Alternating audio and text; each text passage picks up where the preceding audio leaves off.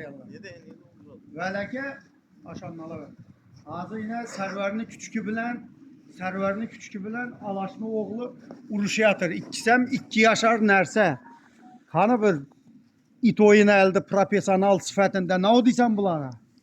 Bunlara ikisem katlı küçük bunlara. İkisem zor bunlara. İkisem yer yok. 2 yaşar.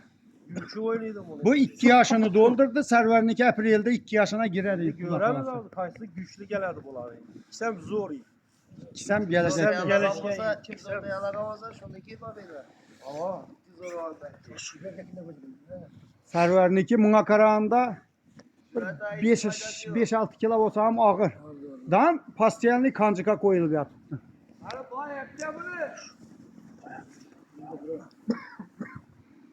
Ya bu gelince anam video kem alayım. cayı yok onunla. Ha, kemcayı yok. İkisem kette.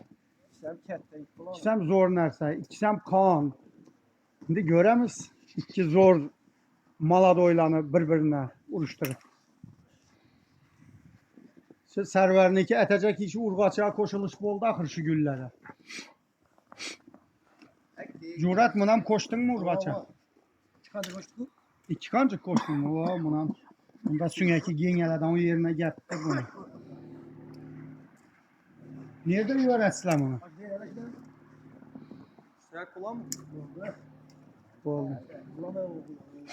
Ben kabuk ya işte. Alaşını ipin şurada. Bakalım birazdan oturup tutuyoruz. Ha. Ötkerinde uçur bunu. Hem onu bas